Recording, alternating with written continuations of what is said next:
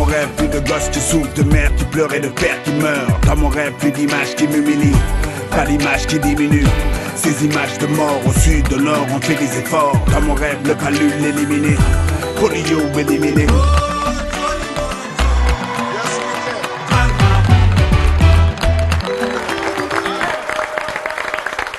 Bonsoir à tous et bienvenue à Question de santé, votre jeu sur 2STV, un moment de détente. On en profite pour apprendre et pour s'amuser en même temps et pour s'éduquer sur les questions de santé. Dieu sait si c'est important, avec une première manche justement sur la santé, une deuxième manche sur la culture générale et une troisième manche sur la petite enfance. Ils ont envoyé Je vaccine au 26111, ils ont été sélectionnés et ce sont nos candidats aujourd'hui. Je leur dis bonjour, Souleymane Diallo, 17 ans. Bonjour à vous. Ça va Souleymane? Ça va bien. Alors vous êtes détenteur d'un bac scientifique. Exactement. Et vous vous orientez vers quelle filière maintenant? Vers la mécatronique, mécanique, informatique et électronique. Ok. Et c'est pour aboutir à quel métier? Pour travailler dans l'automobile. Très bien. Eh bien, bonne chance Souleymane. Merci d'être là avec nous. Emmanuel Kourouma, 20 ans, bac L', c'est ça? Oui, c'est ça. Alors, bonjour Emmanuel, bienvenue. Bonjour. Parlez-nous un peu de vous. Vous venez de quelle région? Bon, je viens de la région de Dakar. D'accord. Oui. Alors, bac L', ça veut dire langue? Oui, langue. Et le prime, c'est pour... Ça favorise les langues. D'accord, ok. Alors, et là, vous voulez faire quoi pour la Bon, suite? Je veux être traducteur après. D'accord. Dans quelle langue? Espagnol et anglais peut-être. Espagnol et anglais? Oui. Ok. Dites-moi quelques mots en espagnol. Te quiero. Oh! Je ne le prends pas personnellement, ne vous en faites pas. Idriss Diallo, 17 ans. Bonsoir Idriss. Bonsoir à vous. Ça va bien? Ça va très bien. En forme, vous êtes prêts pour affronter les questions du jeu? Oui, ça va. Alors, Idriss, vous n'êtes pas encore bachelier. Je pense que vous entrez en terminale, c'est ça? Oui, en série S2. Ok, très bien. Ça se passe bien? Oui, ça se passe bien. Ok, bonne chance à vous Idriss. Merci. Et puis Raymond Diop, 17 ans. Bac L' également. Bonsoir Raymond. Bonsoir. Alors, qu'est-ce que vous pouvez nous dire sur vous? Je pense que vous êtes un sportif. C'est ça? Oui, j'aime beaucoup le sport, surtout le skateboard. Ensuite, il y a le foot et le basket.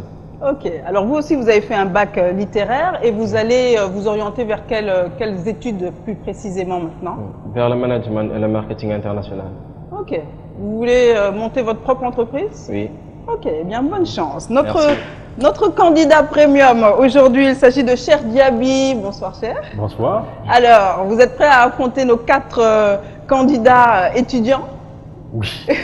Très bien. C'est que ça Alors, va. en tant que candidat premium, Cher, vous êtes censé aller jusqu'au bout du jeu. D'accord. Si jamais vous êtes éliminé avant la fin, eh bien vous allez cotiser pour soutenir la vaccination. On est d'accord? D'accord. Très bien.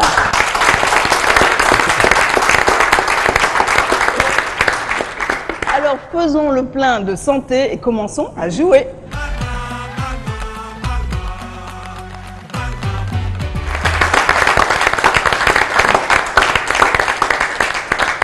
C'est la première manche de questions de santé avec justement les questions qui portent précisément sur la santé. Vous êtes prêts? Oui. On y va. Première question, parmi ces maladies, laquelle peut être transmise à l'homme lors de la manipulation de la viande? Est-ce la fièvre vallée du Rift, chikungunya, dengue ou fièvre jaune? 10 secondes pour répondre. Apparemment, il ne vous a même pas fallu ce temps-là. Et la bonne réponse est effectivement la fièvre vallée du Rift, une zoonose virale touchant principalement les animaux, mais pouvant aussi contaminer l'homme. 5 bonnes réponses. Félicitations à tout le monde. Deuxième question. Contre laquelle de ces maladies le lavage des mains avec du savon ou du chlore peut-il prévenir? Est-ce Ebola, la tuberculose, le paludisme ou la méningite?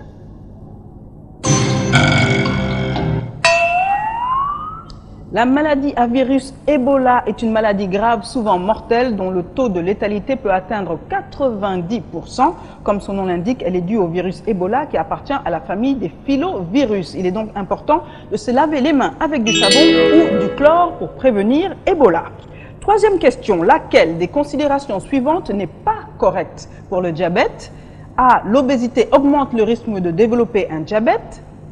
B. Le risque de développer un diabète est plus élevé lorsqu'on a un parent qui est atteint de la maladie. C. Les personnes atteintes de diabète de type 1 peuvent vivre sans insuline. D. Le diabète peut provoquer une insuffisance rénale et même la cécité.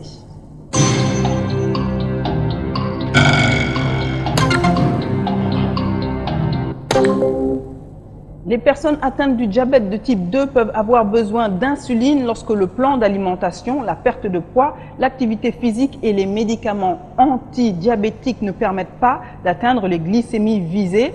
La réponse qui n'était pas correcte était donc la réponse C. Les personnes atteintes de diabète de type 1 peuvent vivre sans insuline. Ce n'était pas correct.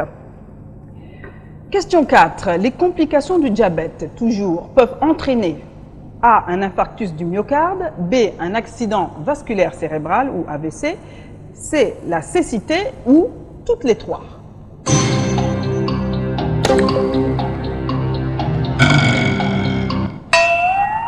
La bonne réponse est la réponse D. Toutes les trois. Les complications du diabète sont variées et peuvent toucher différents organes tels que les nerfs et les vaisseaux sanguins. Cinquième question dans cette première manche. Lequel de ces comportements n'aide pas à prévenir l'hypertension artérielle? Est-ce que c'est gérer le stress de façon saine? Est-ce que c'est adopter une alimentation saine? Éviter l'usage nocif de l'alcool? Ou bien dormir dans une chambre éclairée? Lequel n'aide pas à prévenir l'hypertension artérielle? La bonne réponse, c'est la réponse D. Dormir dans une chambre éclairée ne vous aidera pas à lutter contre l'hypertension artérielle, peut-être même que ça fera tout le contraire. C'était la cinquième question. On jette donc un coup d'œil sur les scores pour savoir où nous en sommes. Ah ah, Cher Diaby est en tête.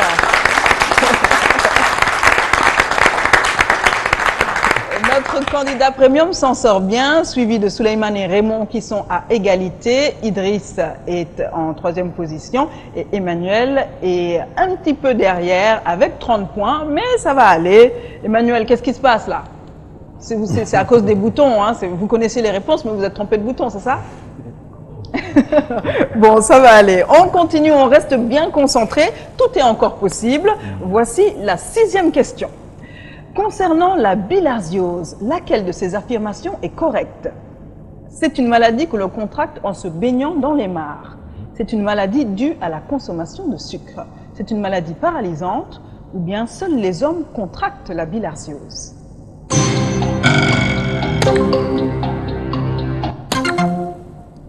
La bonne réponse est la réponse A. L'homme contracte les bilharzies au contact de l'eau qui permet le passage à travers la peau des larves du parasite. Quand je dis l'homme, c'est l'homme avec un H majuscule, donc les hommes comme les femmes. Question 7. Laquelle de ces affirmations portant sur la drépanocytose est fausse? On cherche donc une affirmation fausse, faites bien attention. Premièrement, la drépanocytose est une maladie du sang. Deuxièmement, c'est une maladie héréditaire. C'est une maladie qui disparaît à l'âge adulte ou c'est une maladie où l'anémie est fréquente. À vos buzzers. C'est une maladie qui disparaît à l'âge adulte. Effectivement, c'est faux. Ce n'est pas le cas de la drépanocytose. Près de 5% de la population mondiale porte les gènes caractéristiques des hémoglobinopathies qui sont principalement ceux de la drépanocytose et de la thalassémie. Ah, il faut s'y connaître, hein. Parfois c'est assez précis. Les considérations suivantes aident à prévenir les crises chez le malade atteint de drépanocytose. Est-ce qu'il s'agit de dormir dans une chambre mal aérée, d'avoir une activité physique intense, beaucoup de repos ou bien porter des habits serrés? À la mode, quoi. Un peu moulant, quoi. Beaucoup de repos, effectivement, ça aide à prévenir les crises chez le malade atteint de drépanocytose. La drépanocytose se caractérise par une modification de la forme des globules rouges qui normalement sont biconcaves et qui là prennent une forme de croissant ou de fossile. 9e question. Attention, toujours très concentré. Je vois que Cher Diaby, vraiment, il le prend très au sérieux, hein, ce jeu. Alors, on y va. Concernant l'asthme, laquelle de ces considérations est fausse, encore une fois? C'est une maladie chronique. La fumée de cigarette peut déclencher une crise d'asthme. C'est une maladie plus fréquente chez les filles. Ou bien une forte émotion peut déclencher une crise d'asthme.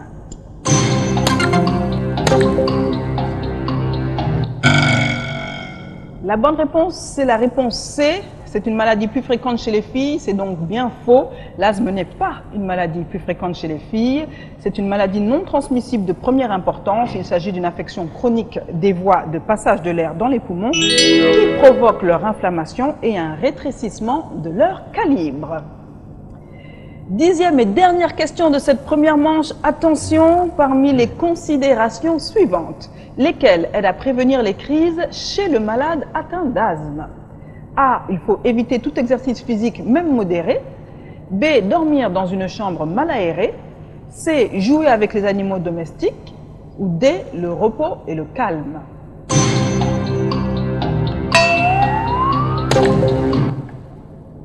La bonne réponse, c'est la réponse D. Effectivement, le repos et le calme aident à prévenir les crises chez le malade atteint d'asthme.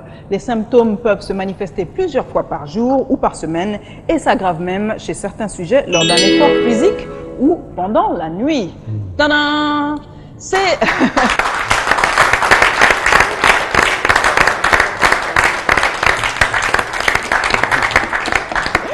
C'est la fin de cette première manche. Regardons les scores pour savoir quels sont nos candidats qualifiés. Waouh, cher Djabi, félicitations. Cher Djabi, 110 points, Raymond 90, Emmanuel 80. Vous êtes donc les 3 candidats qualifiés. Nous remercions Souleymane et Idriss qui ont bien joué. Merci beaucoup d'être venus sur ce plateau. Et à bientôt peut-être. On continue avec la deuxième manche de questions de santé.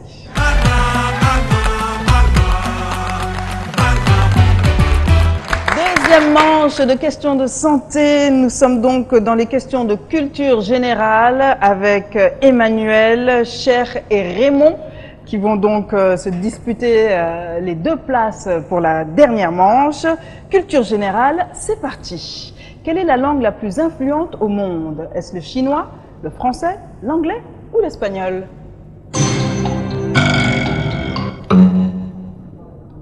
L'anglais est la langue la plus influente dans le monde. Elle est la langue officielle ou co-officielle de 56 pays. Elle est également la langue officielle de la plupart des organisations internationales dont l'ONU, la Banque mondiale, l'UNICEF.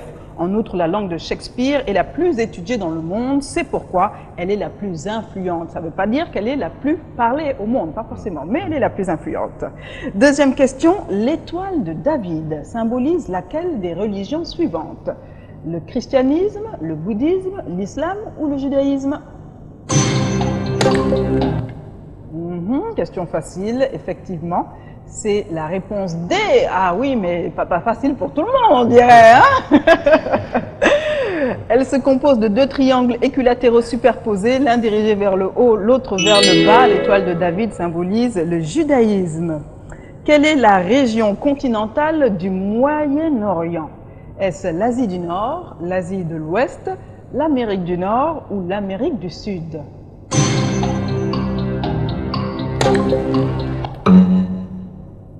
La bonne réponse est la réponse B, l'Asie de l'Ouest. Cette région est composée des pays suivants: Afghanistan, Arabie Saoudite, Arménie, Azerbaïdjan, etc., etc. Je pourrais tous vous les citer, mais ils sont nombreux. Il y a aussi le Turkménistan, la Turquie et le Yémen, etc. 4e question, ça va, cher? Oui, ça va très bien. Mais vous êtes très cool, hein, allez, les bras croisés comme ça. Apparemment, hein, vous êtes très à l'aise. C'est vrai que vous êtes chez vous également. Quel est le continent le plus peuplé? Est-ce l'Afrique, l'Asie, l'Amérique ou l'Europe?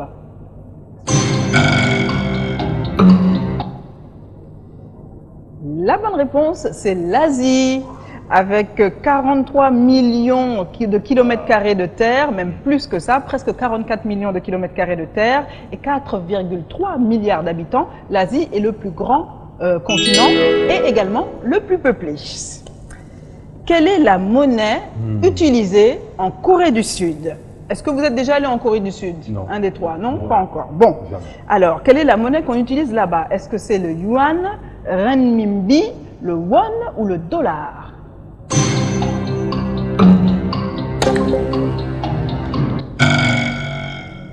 C'est la réponse C, le won, qui est la monnaie de la Corée du Sud depuis 1962. Un won équivaut à peu près... Alors, qui a donné la bonne réponse? C'est qui a donné la réponse Ça doit C? être moi. Hein. Emmanuel? Ça doit être moi. Ça doit être toi? Ouais. C'est toi, cher? C'est ça. Alors, dis-moi quelle est la valeur du won par rapport au franc CFA. Est-ce que tu sais ça? Bon, non. Tu sais pas? Bon, alors il paraît que un won équivaut à environ 50 centimes de franc CFA. Nous allons donc jeter un coup d'œil au score pour savoir qui est en tête. Cher Diaby, encore une fois, décidément, il est imbattable.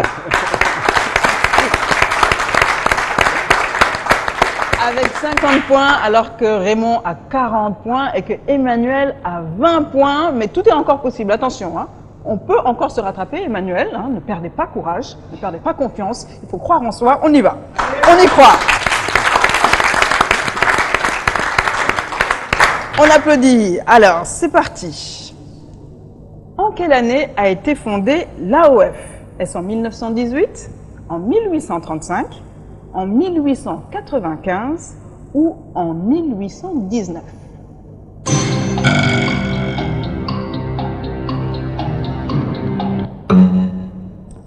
L'AOF a été fondée en 1895, c'était la réponse C. L'Afrique occidentale française a été créée donc en 1895 et avait pour objectif de coordonner sous une même autorité la pénétration coloniale française sur le continent africain.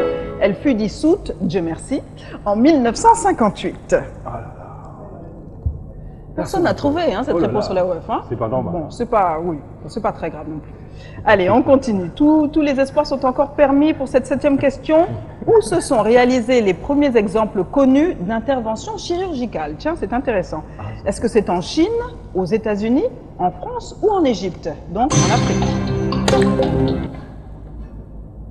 La bonne réponse, c'est la réponse D, c'est en Égypte. Les premiers exemples connus d'intervention chirurgicale ont été réalisés donc en Égypte aux alentours du 28e siècle avant Jésus-Christ, ça date pas d'aujourd'hui. Imhotep, sous la 3e dynastie, est parfois considéré comme le fondateur de la médecine en Égypte antique et comme l'auteur originel du papyrus d'Edwin Smith, qui est l'ancien manuel de chirurgie décrivant minutieusement l'examen, le diagnostic, le traitement et le pronostic de nombreuses maladies. 8e question. Qui a introduit le vaccin contre la variole? Est-ce Aristote? Est-ce Edward Jenner? Est-ce Louis Pasteur ou Marco Gérard?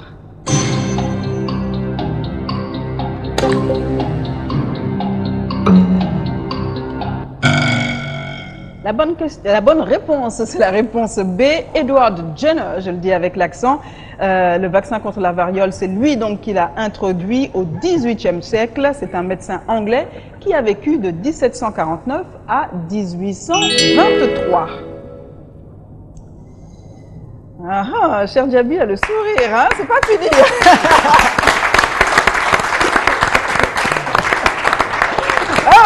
On voit ceux qui ont le sourire, hein, on le voit déjà. Alors, il reste 2 questions encore dans cette 2e manche de culture générale. Attention, comment appelle-t-on ceux qui soignent en utilisant des plantes? Les tradipraticiens, les sorciers, les charlatans ou les voyants? 10 secondes pour répondre. Ah ben, il vous faut même pas 10 secondes là.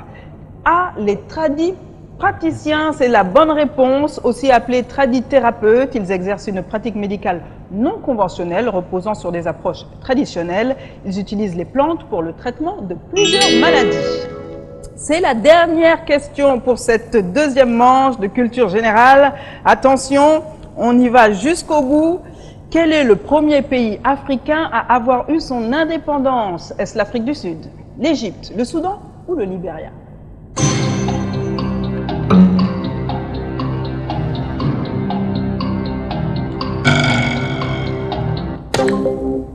La bonne réponse, c'est le Libéria. La République de Libéria en Afrique de l'Ouest a obtenu son indépendance en quelle année, cher? Pardon? En quelle année le Libéria a obtenu son indépendance? Puisque vous avez la bonne réponse, je pense. C'était en 1000...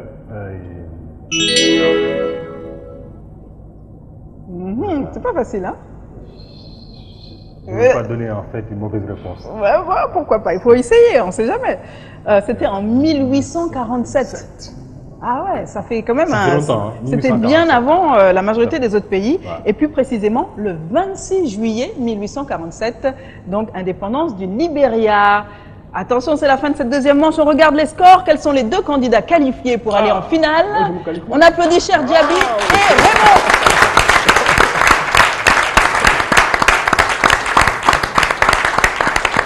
On les applaudit, ils sont les deux candidats qualifiés. Et puis, on dit muchas gracias à notre ami Emmanuel qui compte faire des études en espagnol. Et merci d'être venu sur le plateau de questions de santé.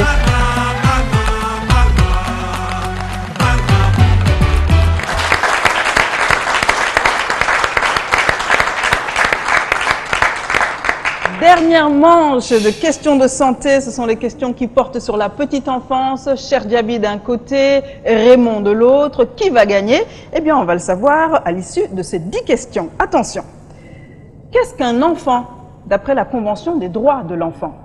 Est-ce que c'est un être humain âgé de moins de 16 ans, âgé de moins de 18 ans, de moins de 14 ans ou bien âgé de moins d'1 an?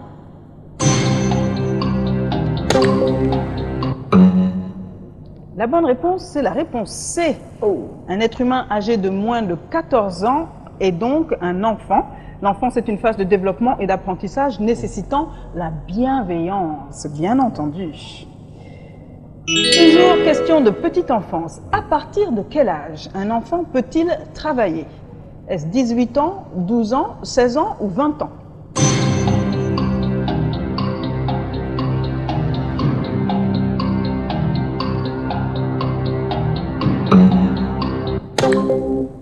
L'âge légal, c'est 16 ans pour qu'un enfant puisse commencer à travailler. Ce n'est pas forcément respecté par tout le monde. Le travail des enfants est la participation de personnes mineures à des activités à finalité économique et s'apparentant plus ou moins fortement à l'exercice d'une profession par un adulte. Troisième question. Écoutez bien, la Convention internationale des droits de l'enfant est un texte majeur pour les enfants. Cette convention A. reconnaît des droits spécifiques aux enfants, B. éduque les enfants, C. renseigne les adultes ou D. toutes les missions précitées. Donc les trois à la fois.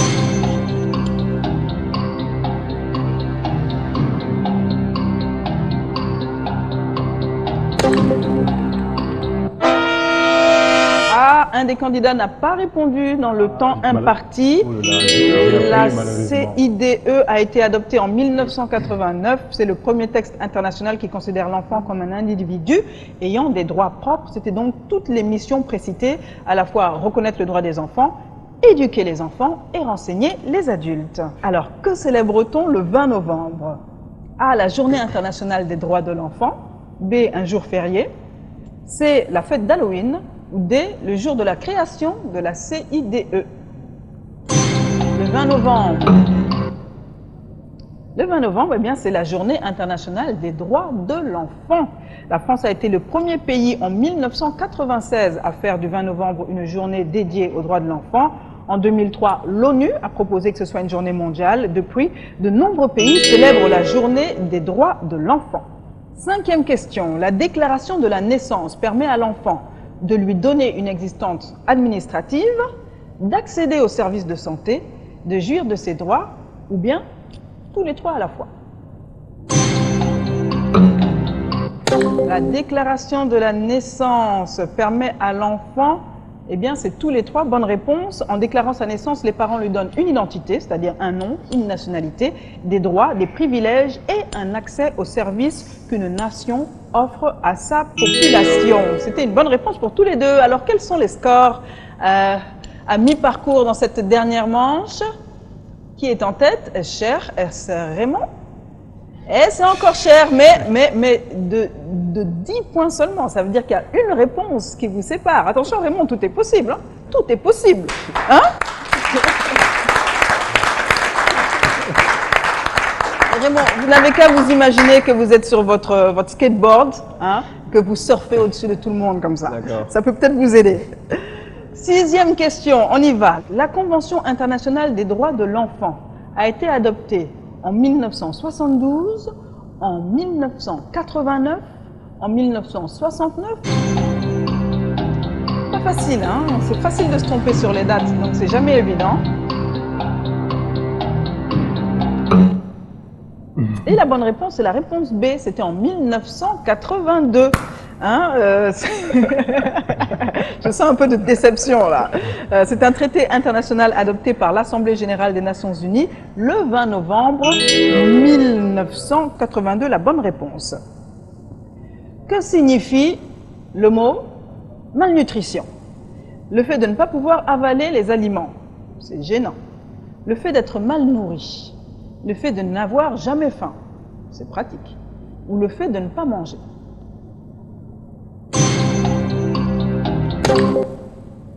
La bonne réponse, c'est B, le fait d'être mal nourri, c'est ça, la malnutrition. C'est un facteur sous-jacent dans environ 45% des décès, car elle rend les enfants plus vulnérables aux maladies graves. Et la malnutrition, eh bien, elle n'est pas bonne pour les adultes non plus, bien évidemment. 8e question, je vois que Raymond est très sérieux, alors que Cher, lui, il est un peu décontracté. Hein, je ne sais pas quels sont les scores, mais j'ai une petite idée quand même. Comment appelle-t-on le produit fait maison qui est bien adapté à l'alimentation complémentaire des enfants de plus de 6 mois et qui leur permet de couvrir leurs besoins nutritionnels? Est-ce que c'est la farine composée locale, la farine composée tout court, le mil composé ou l'aliment composé?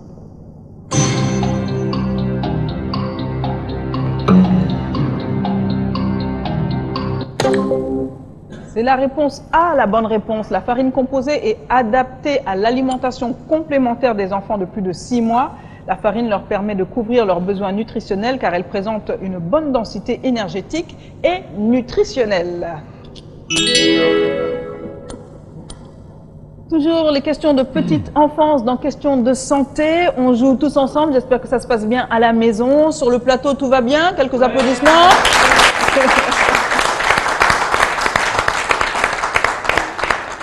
Parfait, ça a l'air d'aller. Donc, 9e question. Pendant combien de temps peut-on conserver la farine composée locale?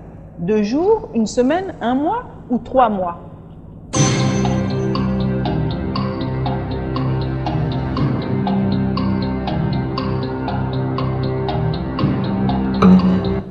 Ah oui, la réponse c'est 1 mois. C'était la réponse C. Donc, personne n'a trouvé. Ah oui, ça se conserve 1 mois.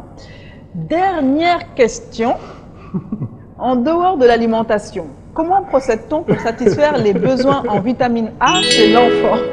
Cher, il faut m'expliquer, pourquoi vous rigolez comme ça? Vous êtes tellement heureux ou bien qu'est-ce qu'il y a? Non, je ne pensais pas que je pouvais gagner. Voilà. Que vous pouvez vous en sortir aussi Voilà, bien? je ne pensais pas. Bon, mais il y a encore une dernière question. Laissez-nous aller jusqu'au bout. D'accord. En dehors de l'alimentation, comment procède-t-on pour satisfaire les besoins en vitamine A chez l'enfant? Est-ce que c'est en le supplémentant en vitamine B, en vitamine C, en vitamine A ou en vitamine D? Cette question, elle est donnée, elle est offerte. Allez Raymond, comment est-ce qu'on fait pour satisfaire les besoins en vitamine A chez l'enfant? Est-ce qu'on le supplémente en vitamine A, B, C ou D?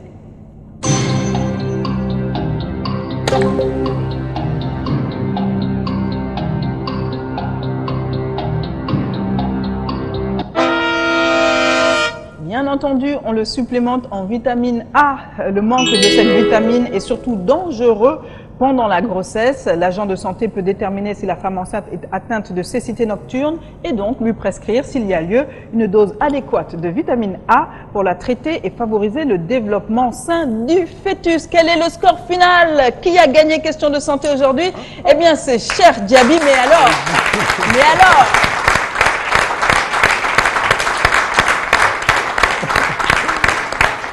Mais alors, c'est quand même très très serré. Alors apparemment, Cher, vous ne vous y attendiez pas du tout à cette victoire. Je n'y attendais pas. Je pensais que j'allais être éliminé, on va dire, au second tour, peut-être même au premier tour. Là. Oui, mais j'avoue que les questions générales, je crois que c'est comme ça que vous les appelez? Bah, oui, il y a culture générale, voilà. La deuxième manche. La culture générale m'a beaucoup aidé.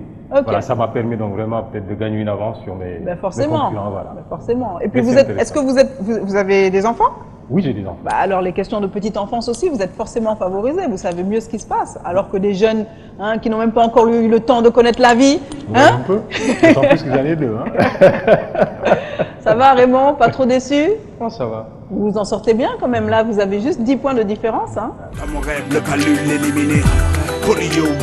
Alors félicitations Cher, je pense que tu veux donner un message certainement pour... Oui.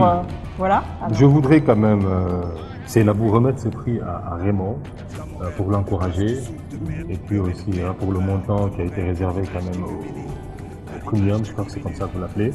Donc, je préfère laisser ce montant à FIVAC pour soutenir la vaccination parce que c'est important. Beaucoup d'enfants également meurent à cause de tout cela. Et comme je l'ai dit un peu plus tôt, c'est une initiative louable, une initiative finalement aussi à saluer et à soutenir aussi. Donc je voudrais quand même remettre ce prix aussi à Raymond, l'encourager. C'est un excellent candidat et puis donc l'idée, bon, puisqu'il vient de réussir aussi à ses examens, il vient d'obtenir son baccalauréat, félicitations à toi. Je te souhaite de faire d'excellentes études et pourquoi pas aussi être quelqu'un plus tard. Félicitations à toi Raymond. Allez, tiens. Être quelqu'un plus tard, mais il est déjà quelqu'un maintenant. Il est en formation, mais il est déjà quelqu'un maintenant. Quelques mots certainement, Raymond? Je voudrais saluer déjà l'initiative. C'est déjà un honneur d'y participer. Et je crois que ça aide beaucoup de personnes, notamment les enfants. Et je pense que... je prierai pour que l'émission ait toujours une plus grande audience et que ça touche un plus grand monde, qu'il y ait beaucoup de gens qui se sentent concernés par ce que vivent ces enfants qui n'arrivent pas à se faire vacciner. Et voilà. Merci beaucoup. Merci vraiment Raymond. Effectivement, c'est le but de cette émission Question de santé, c'est d'aider les enfants pour justement tout ce qui concerne la santé. Il faut savoir que 70% de la vaccination n'est pas prise en charge par l'État au Sénégal. Ça veut dire que 70% des enfants vaccinés le sont grâce à l'aide extérieure. C'est donc une dépendance qui est dangereuse, si on peut dire. Et justement, cette émission veut essayer d'inverser la tendance et de faire en sorte que nous puissions prendre en charge la vaccination de nos propres enfants. Alors, restez bien avec nous, soyez au rendez-vous chaque semaine sur 2STV pour Questions de santé. Et bien entendu, on garde un esprit sain dans un corps sain. Merci beaucoup. Polio éliminé, le sida éliminé, et ses victimes éliminées. Dans mon rêve, choléra qui s'élimine, Ebola qui s'élimine, le cancer qui s'élimine, un enfer qui s'élimine, la lueur qui s'illumine, c'est la vie qui s'illumine.